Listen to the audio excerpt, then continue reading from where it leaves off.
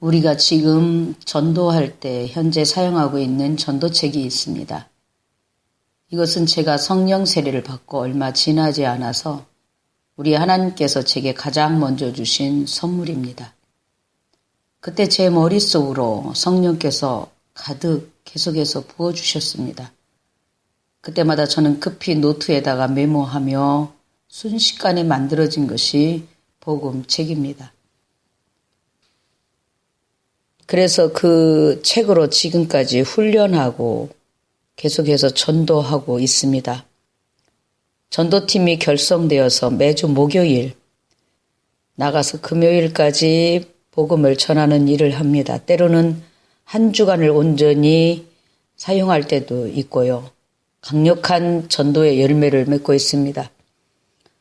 전도할 때마다 그 두 가지 현상이 나타납니다.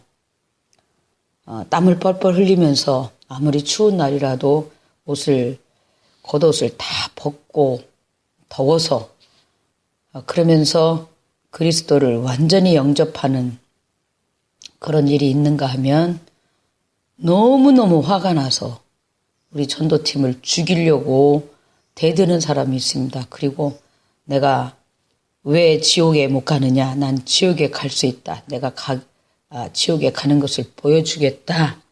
라고 말하는 사람도 있고요. 그 복음을 전할 때 완전한 영접과 완전한 거부의 형상들이 가장 많이 나타납니다.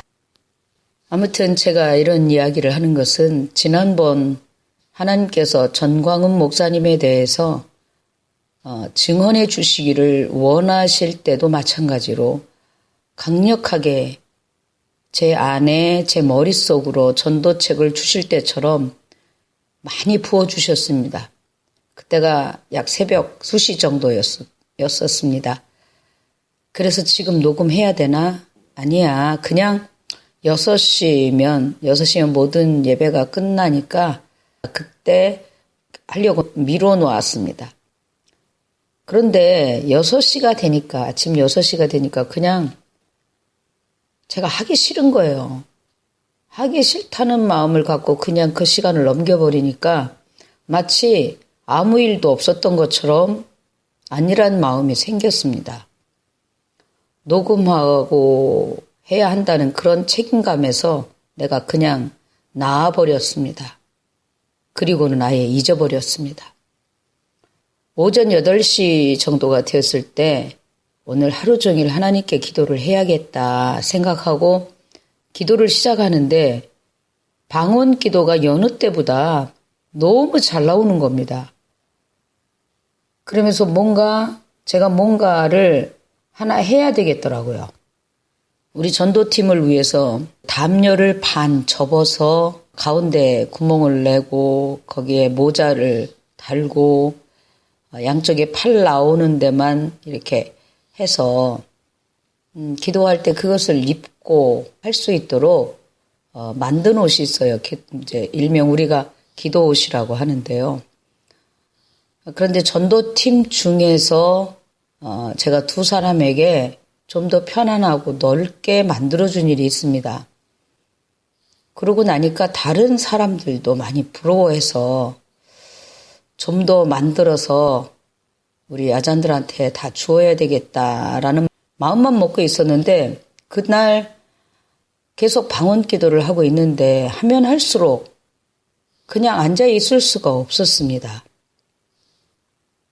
방언을 하면 할수록 너무 강력해서 자리에서 일어나 이제 운전을 하며 시장으로 나갔습니다. 나가면서 주님께 주님 정말로 이것이 하나님의 뜻이라면 제 개인 통장에 2,000바트는 있어야 합니다.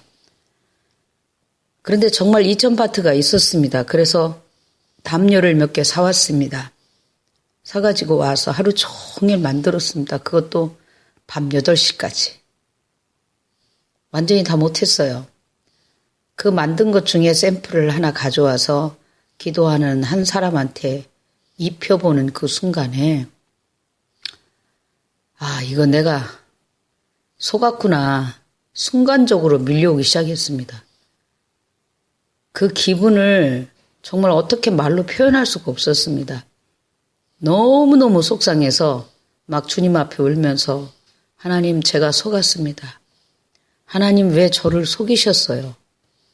아무리 생각해도 아무리 하루 종일을 되돌아보아도 제가 속은 것이 너무 이상한 거예요. 제가 방언 기도를 하면서 더더욱 큰 충동을 받았었거든요. 방언 기도도 너무나 유창하게 여느 날보다 더 잘 되었었는데 그런데 속은 것이었습니다. 그래서 이렇게 속은 저를 차라리 지금 데려가시라고.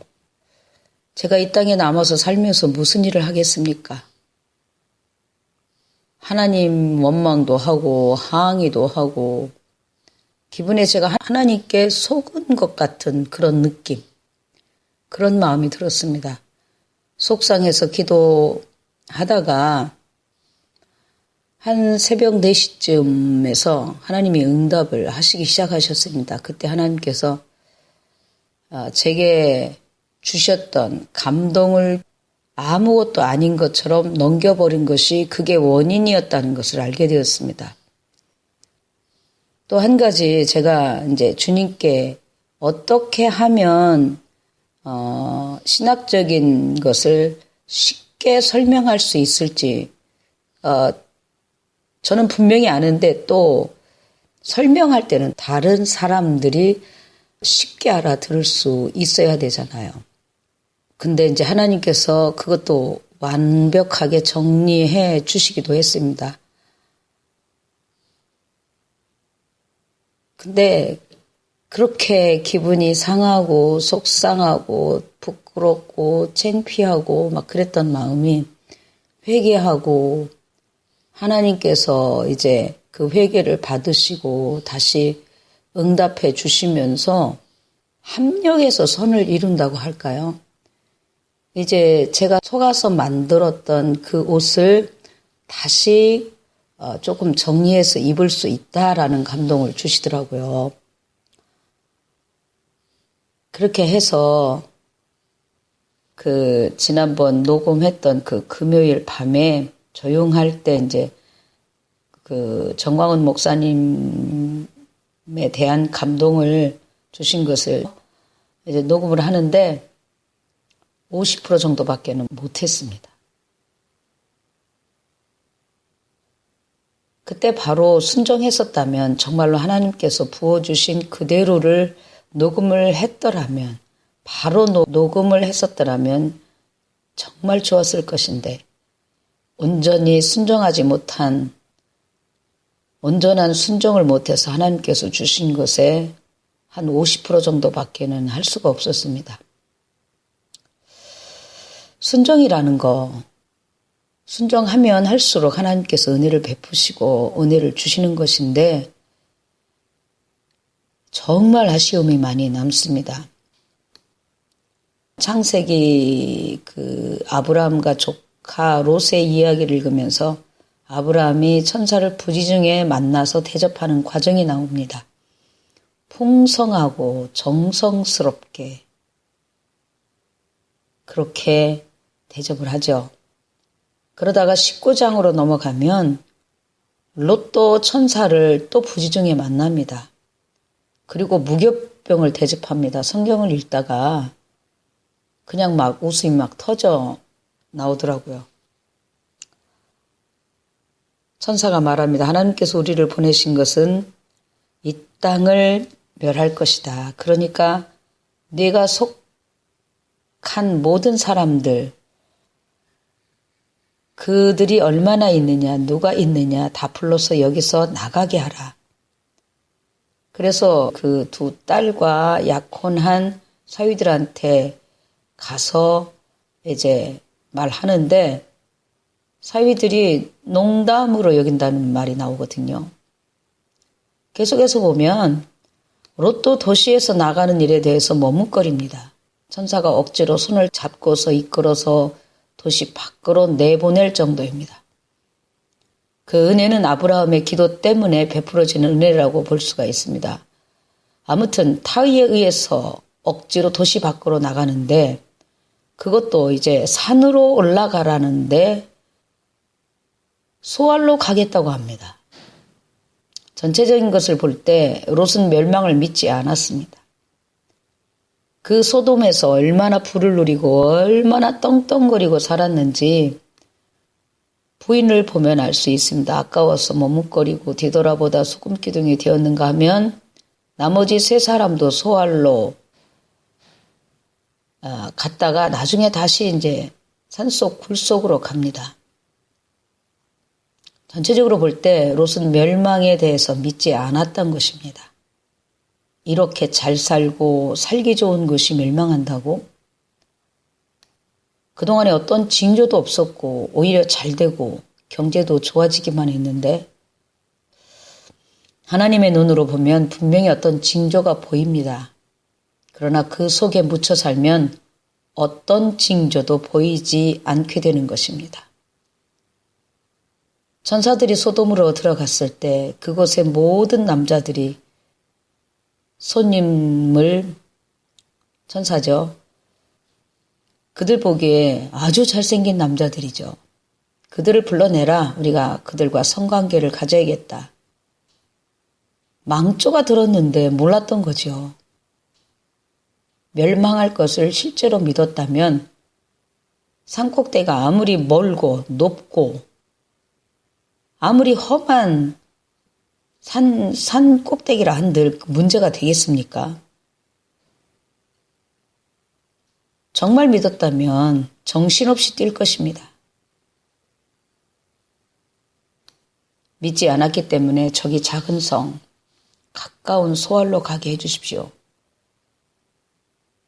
그 도시는 아주 작은 곳이 아닙니까?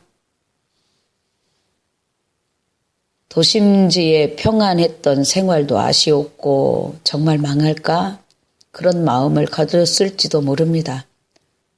어쩌면 멸망하지 않을지도 몰라. 혹시 망하지 않으면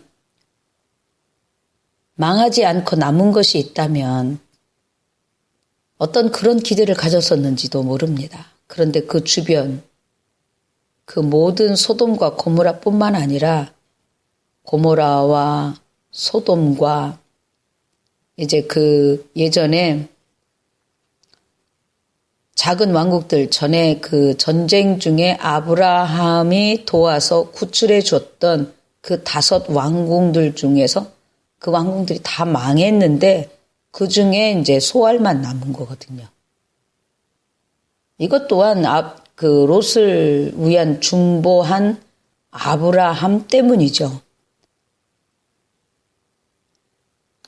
아브라함의 중보 기도의 결과라고 볼 수밖에 없습니다. 어쨌든 다윗에 의해서 순종했을지라도 이후에 온전하게 따르지 못했다면 그것은 불완전한 순종입니다. 그 결과는 어떻습니까? 아내도 죽고 딸들이 아버지를 통해서 자식을 낳는 그런 불행한 일들, 그런 일들이 일어났습니다. 하나님께서 제가 그 불순종하고 제게 깨닫게 하시면서 그것을 통해서 저 자신을 돌아보게 하셨습니다. 완전한 순종이 얼마나 큰 복이며 큰 축복인지. 순종을 했지만 불완전한 순종은 목숨은 구하고 어느 정도는 구원받았지만 하나님께서 준비하신 완전한 축복 속으로 들어가지 못했다는 것입니다. 타인에 의해서 되는 것과 자신이 결단해서 하는 것은 완전히 다릅니다. 처음 몰라서 다른 사람에 의해서 도움을 받았다면 그 다음부터는 자기가 하나님께 직접 해야 되는데